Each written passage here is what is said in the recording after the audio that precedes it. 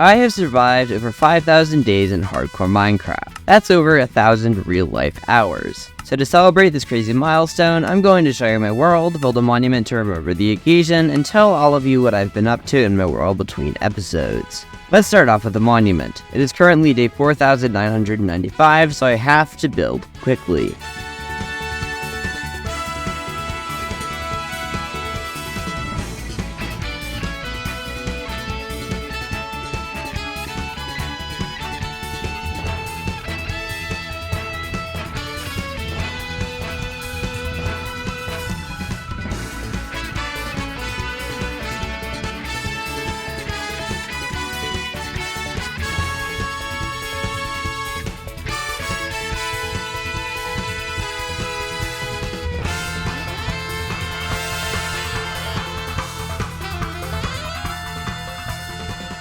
Anyway, I've done a lot of off-camera work in these 1,000 days. On camera, I built a new storage area to found a new base, I revamped my highway system, I built a Wither Rose farm, and I built a Nether Hub centerpiece. Now let's celebrate 5,000 days and also see what I did off-camera. My heart is pounding right now. I am so hyped because it's day 4,999. One more day and it's going to be day 5,000. I just built this quick little 5,000 days monument and I think it looks pretty good. The big title, we have a bit of a custom tree, and then we have like a butterfly bird thing on top of it. And overall the build turned out pretty well. Crazy how this is the last sunset that I will experience in this world before I hit 5,000 days. Like, that's just ludicrous. This world has been going on for so freaking long. The sun sets for a final time in the 4,000 days era. Pretty soon we'll be on day 5,000. A world that is full of so many memories, so much fun, so much creativity. A world that I alone have created. The sun sets and it becomes night. The final night before day 5,000. 44.85 real life days played. That's over 1,000 hours. But every era must eventually come to an end. I think it is time now. Oh my gosh. Day 5,000. Let's go! Day 5,000!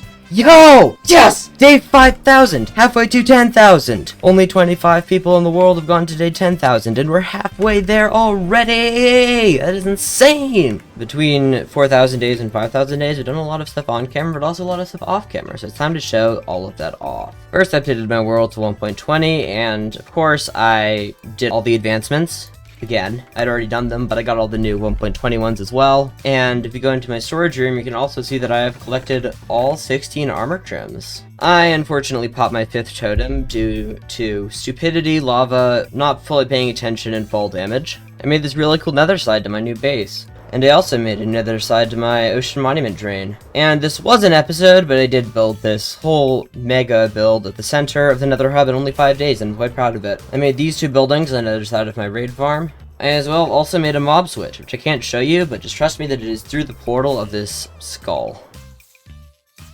We also have this really cool pink and yellow building, which has a concept that is quite unique and I'm proud of. Because to activate the mob switch, you just sit in this minecart, look directly at the skull, wait a second, and if the lights are on, that means the mob switch is active. If the lights are off, that means the mob switch is not active. I'll also show you what this thing looks like without the lights on. It's just a visual indicator in case I decide to turn it off, and this is what it looks like off. That was a really fun build project, and I don't have to worry about any more hostile mobs in the overworld. Please like and subscribe. It's free and it helps out a ton. Even if you don't like it, you can always give it a dislike and leave some constructive criticism in the comments. Just please keep it constructive. I've also been doing a lot of just miscellaneous industrializing. I just recently built a Wither Rose farm in an episode. Oh, Zoglin!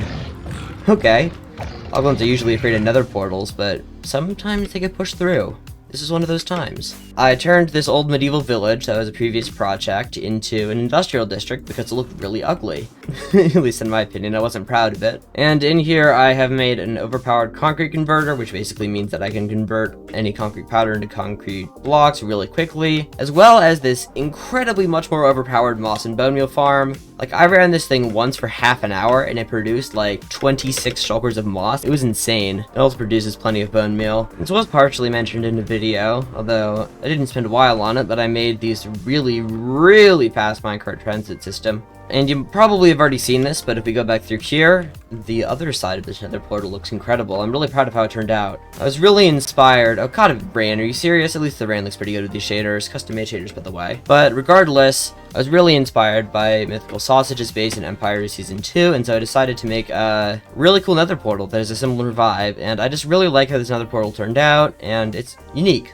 It has to rain on day 5000. Really, Minecraft? Regardless, I also have some sniffers. This is actually a fully automatic sniffer farm. We have quite a few sniffers. We have Goober 1, we have Goober 2, and we have a bunch of other unnamed sniffers to just help with production. All of these sniffers dig on mud blocks, which have hoppers underneath them, which collect all of the pitcher pods and torch flower seeds that they drop. And you will not believe how long it took me to get these mushrooms. My gosh. This place is thousands of blocks away from the nearest mushroom island. But it was actually not that hard, because it only took 5 minutes. Like, the mushroom island is right through that portal, and a few mushrooms just wandered in randomly because I was doing some concrete conversion of the mushroom island, and some just decided to wander through the nether portal, and so I captured them, and then a while later I came back and just led them to that portal. It took like 5 minutes, and then I made a cool little place for them. It was really easy. It's like the mushrooms wanted to move into my base. I made this really cool wall around the upper part of my new base. I was originally planning to have it say Aurora, but I kind of gave up on that and thought it would be a little cringe. Although I regret not doing that at this point. It would have looked so much cooler if it said Aurora. Who am I kidding? I also made this really cool farmhouse, which is the first build in the lower section.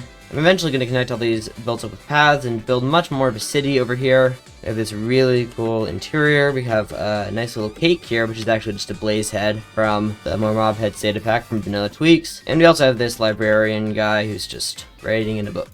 We have this nice little dining area that I built. It's not too much, but it's a little thing, and it's nice. We have this grocery store, which I think looks pretty cool. We have this nice little building. But anyway, the funny name is Ninja Frodo's Martial Arts Dojo. And anyway, here the people are. We have a painting here of 2 karate fighters. I always thought this was baseball when I was younger for some reason. We have squid heads acting as yoga balls. And a nice little mystery wall behind there. I spent like an entire day detailing this, and then I actually ripped a bunch out because it was a lot of entities, like invisible item frames, and it's causing lag. And before you say that I'm hacking or cheating, I have an invisible item frames data pack. That's my way to play, and I'm going to play how I want to. If you want to know more specifics, I have a complete document with every rule about how I play in the description of this video. And anyway, we also have this armor stand that's fully decked out in trimmed amethyst iron armor. And now I want to expand my scope beyond just what I've done in the last 1000 days off camera, so let's take a look at everything. I have this really cool storage room that I'm really proud of. I have the original storage room, which is the first building I built in this new area, but the storage room didn't really work out.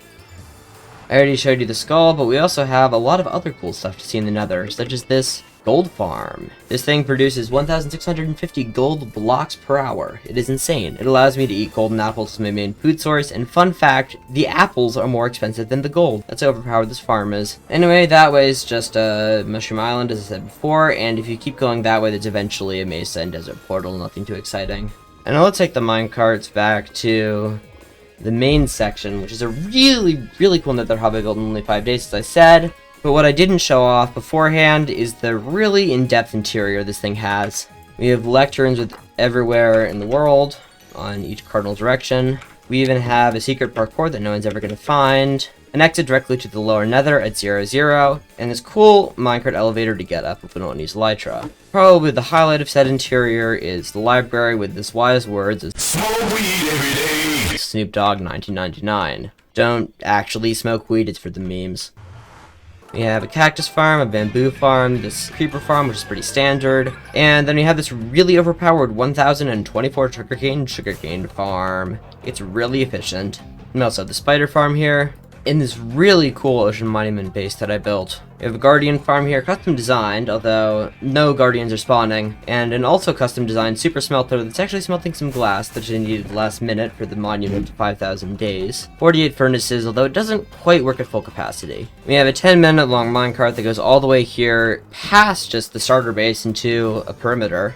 This volcano looks pretty bad, honestly, but it was an early game build. I was a lot younger. Blame 2022 me. And then a really proud accomplishment I had in this world, this souped up diamond beacon with 9 beacons. No, 8 beacons, excuse me. If I dig into here, you can see it's all diamond blocks. We used to have a bunch of villagers in here, but I killed them all to save lag.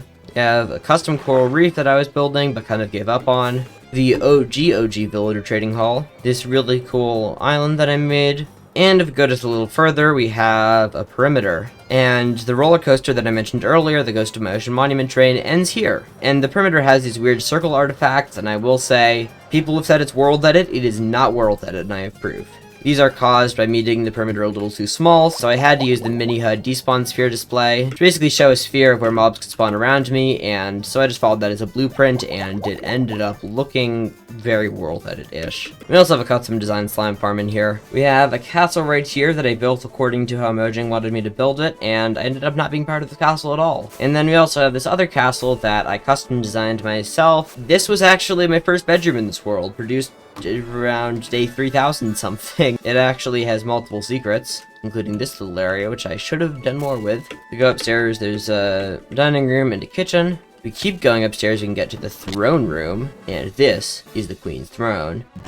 And down this scaffolding is my bedroom. And for some reason there's not a bed here. But regardless, this is a nice little secret bedroom, and it's right over the kitchen. Because the kitchen is a little smaller than the dining room, so there's that. Enough space for a secret little area. This build, of course, was built a long time ago, and so I wasn't really proud of it when I built it even, but I'm especially not proud of it now. I turned this area into an industrial district, built a massive copper farm, built a massive dripstone farm, the concrete converter and moss farm I mentioned earlier, in addition to a tree farm, another flora farm, and a cobblestone farm. Right over here is a to-be overhauled section of the nether hub. I have a really cool idea for this place, where it's my iron farm's output, and if we go through here, you can actually see the iron farm and the build that goes along with it. Because this is my iron farm. We have a pirate island here, which looks really ugly because I was not going for detail when I built this, and it was, again, a long time ago. I have progressed a lot since then.